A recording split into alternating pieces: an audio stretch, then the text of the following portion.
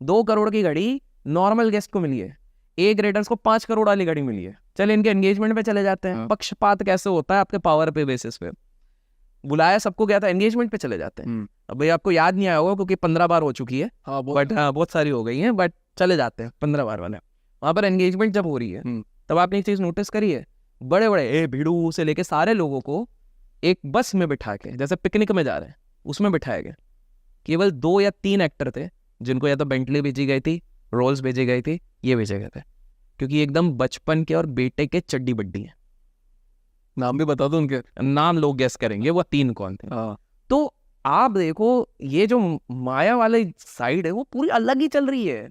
हम लोग इधर लगे हुए यार बैंगलोर का ट्रैफिक, ये वो इन सारी चीजों में लगे, ये इसके परे निकल चुके हैं। मेरे को तो लग रहा था हमको भगवान चला रहा है, अब लग रहा है हमको तो ये लोग चला रहे हैं। यही लोग चला रहे हैं हमको। अगर आपने बिकॉज ये विवाद छेड़ ही दिया है तो बताता हूँ, हम लोगों को लग रहा है कि हम लोग ऊपर वाले के हाथ की कठपुतली, हम लोग इनके हाथ की कठपुतली है। अब तो ऐसा ही हो गया है।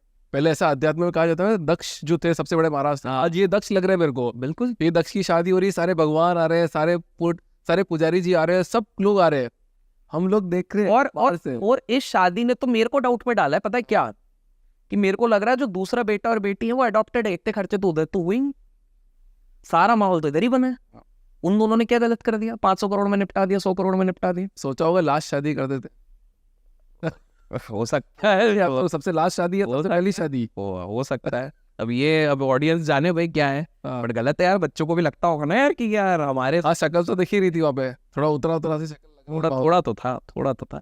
बट यही है, ये तो शादी वादियाँ तो खैर चलती रहेंगी भारत में, तो वो है। बट यही है पॉइंट है कि सॉफ्ट पावर दिखा के कल्चरल शिफ्ट किया जा रहा है, पावर दिखाई गई है, इसके कारण बिजनेस बहुत आने वाला है, बिजनेस के कारण ये ग्रो करेगा। इंटरनेशनल अगर आपको प्रेजेंस जमानी है, अब सोचो जॉन सीना जाएगा, बियॉन्से जाएगी, ये दिखाएगा कि देखो हमने इंडियन कपड़े पहने थे, उनके गाने उधर चल रहे हैं उस हिसाब से, तो कहीं ना कहीं वहां इन्फ्लुएंस बनेगा, तो एवरीबडी वुड नो कि ये बंदा कौन है। समझ रहे हैं आप इस चीज को?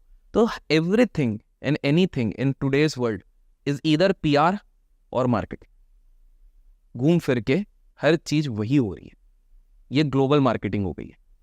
और यही चीज ब्रिटेन के शादी से इनने पन्ने निकाले, जो मैंने आपको बताया था। और ब्रिटेन की किसकी शादी हुई थी वो भी आप कमेंट्स में बताओ। तो ये इस तरह से पूरा का पूरा रचा गया है। क्या आपको पता है ये इतने बड़े उद्योगपति जो है जी, ये गवर्नमेंट के साथ फ्रॉड कैसे करते हैं पैसे का? देखिए बोलूंगा तो कुछ विवाद हो जाएगा, लेकिन बोल देते हैं। ठीक है, क्या साथ में उठ जाएंगे दो? हाँ, तो इन क्रू वालों का भी फोटो ले लेंगे साथ में, सेल्फी। ठीक है, तो साथ में अच्छा लगेगा ना, एक अंधेरे आइलैंड में अगर बंद करके रहे तो साथ में तो कुछ खेल भी। मैं भी एक स्टोरी बताऊंगा, और एकदम रियल स्टोरी बताऊंगा आपको। ये पॉडकास्ट गाइस देख लो, पूरा सेव कर लो, डाउनलोड कर लो, लाइक कर लो। इससे पहले गजब की स्टोरी बताऊंगा ना, पूरी दुनिया ने नहीं सुनी होगी ऐसी स्टोरी है, और वो मेरे साथ घटित हुई है, और मैं उसका पार्ट था उसका। तो शुरुआत आप करेंगे इस बार, हर बार हम क्यों फंसे? चलिए शुरू हो जाइए। तो सर क्या होता है कि ये जो इंश्योरेंस नामक इंडस्ट्री है, जो हमको इंश्योरेंस की क्या जरूरत है हमको पता नहीं, मतलब एक गरीब आदमी जो है उसको इंश्योरेंस की कितनी जरूरत है, वो इंश्योरेंस लेगा भी नहीं लेगा, उसका कोई भरोसा नहीं है। बिल्कुल सही, इंश्योरेंस बनाया गया है हम जैसे बेवकूफ़ों के लिए। एक्चुअली सच है कि हम जैसे बेवकूफ़ों के लिए इंश्योरेंस बनाया गया है कि हमसे पैसा इनको लेना ही लेना है, कुछ भी हमारी बीमारी होगी चाहे होगी वो बात की बात है सब, बट हमसे पैसा लेने के लिए इंश्योरेंस बनाया गया। अब इंश्योरेंस बनाया गया तो इनकी गणित बैठती है कि कैसे कैसे हमको डिसबर्समेंट करना है, किन किन लोगों को करना है, इनकी सब कैलकुलेशन होती है सारी। सो अब इनके जो खर्चे होते हैं, क्योंकि पैसा तो बहुत आ रहा है, हजारों करोड़ रुपए आ रहा है, अब वो एक्सपेंसेस तो जा नहीं रहा है, अब वो दिखाएंगे कैसे? उसको दिखाने का तरीका होता है मार्केटिंग एक्सपेंसेस। वो मार्केटिंग एक्सपेंसेस में ये लोग क्या करते हैं, मार्केटिंग कंपनीज को पकड़ते हैं, बोलते हैं कि आप हमारी मार्केटिंग करना, करोगे कुछ नहीं, सब जीरो, करोगे कुछ नहीं, हम आपको मेल पे भी नहीं देंगे, बात भी नहीं करेंगे, कुछ भी नहीं करेंगे। अब मान लो उन्होंने 1 करोड़ रुपए का जनरेट किया बिल, ठीक है, 1 करोड़ रुपए 18 लाख रुपए बनते GST, ठीक है, काम कुछ नहीं हुआ, ठीक है, ठीक है, पैसा आया 1 करोड़ 18 लाख रुपए, पैसा गया, एक बीच में जो कंपनी होती है वो 1% रख लेती है, बोले कि ठीक है मेरे को ट्रांजेक्शन की वैल्यू चाहिए, मेरे को थोड़ा बहुत पैसे बन गए, आगे पैसा ट्रांसफर किया, और ये आगे पूरा 1 करोड़ 18 लाख रुपए इनके पूरे एजेंट्स जितने भी लोग होते हैं आगे पूरा बढ़ जाता है, बुक हो गए मार्केटिंग एक्सपेंसेस, आपके 18 लाख रुपए बचे। अब ये सोचो मैंने 1 करोड़ बोला है, तो ये कर रहे हैं हजारों करोड़ रुपए का फ्रॉड। तो इसमें कौन कौन मिले? इंश्योरेंस सेक्टर मेजर पूरा, और ये सबको पता है, सबको पता है, सारे बड़े गवर्नमेंट ऑफिशियल्स को पता होगी कि यार ये चीज़ चल रही है, बट कोई, क्योंकि आपका ट्रांजेक्शन प्रूफ नहीं है कि भैया हमारे थ्रू हुआ है, ऐसा हुआ है, तो कोई हाथ नहीं डालना चाहता। तो ऐसे तो बहुत होते हैं हर सेक्टर में है ये तो। इतना बड़ा फ्रॉड करते, इतना जब पैसा आप बचा रहे हो, इतना सारा पैसा लगा रहे हो, तो पैसा कहाँ खर्च होगा? बात तो सही है। अब आप बताइए। देखिए बताने के लिए तो बहुत कुछ है, लेकिन अपन कुछ एक एक बताते हैं। सबसे पहली चीज, हाथ जोड़ के, जैसे हमने स्टार्टिंग में बात करी, हमारा मेन हमने यही कहा, उद्योगपति और राजनीतिक हमेशा साथ में चलते हैं। बड़े उद्योगपति और राजनीतिक, उनको छोटे वालों से कोई मतलब नहीं है। पहला, लोग कमेंट में बताएंगे हम किस ग्रुप की बात कर रहे हैं। एयरपोर्ट्स की बिडिंग होती है, सबसे बड़ा जो खिलाड़ी इसमें ऑलरेडी रह चुका है, जिसने प्रूफ किया है लास्ट 10-15 साल में, उसको बिड नहीं मिलता है, क्योंकि दूसरे हमारे के अच्छे मित्र हैं।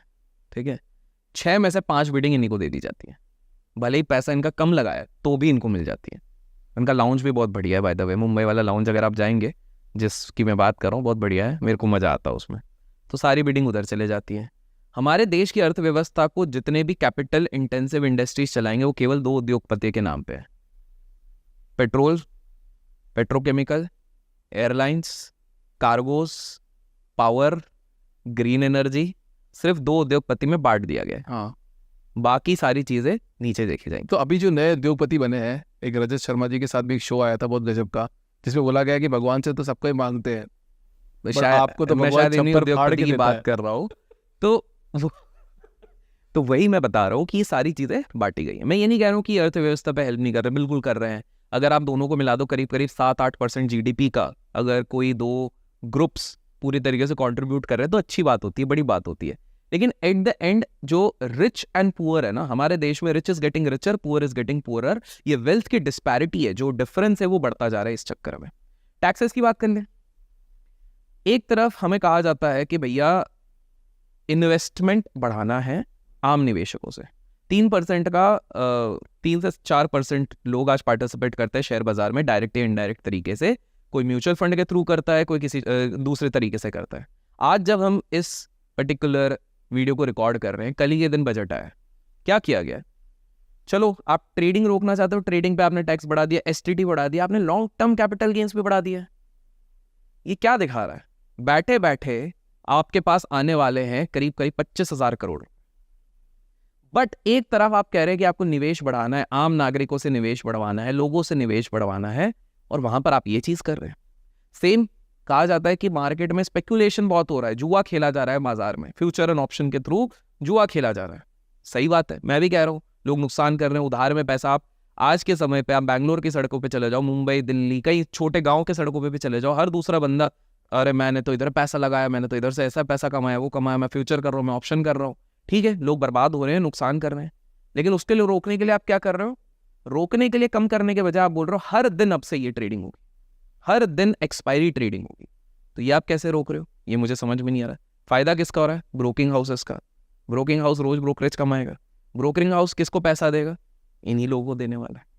तो घूम फिर के एक तरफ बताया जा रहा है कि सारी चीजें, इस बार का बजट आप देखिए, लोगों से मैं पूछना चाहूंगा कि कमेंट्स में बताएं आप लोगों के लिए क्या क्या आया है। मैं कुछ सही या बुरा नहीं बोल रहा हूँ, आप लोगों के लिए क्या क्या बेनिफिशियल आया, आप खुद देखो। एक बात बोली थी, आज के ही पेपर में आई है, देखिए यहाँ पे देखो लिखा हुआ है जी कि लोगों को 7,000 करोड़ रुपए की कर राहत, 37,000 करोड़ रुपए की कर छूट, 30,000 करोड़ के नए कर लगाए गए। अब देखिए, हम नहीं बोल रहे, लिखा हुआ है। ये तो पेपर ने बोला, हम कुछ नहीं कह रहे।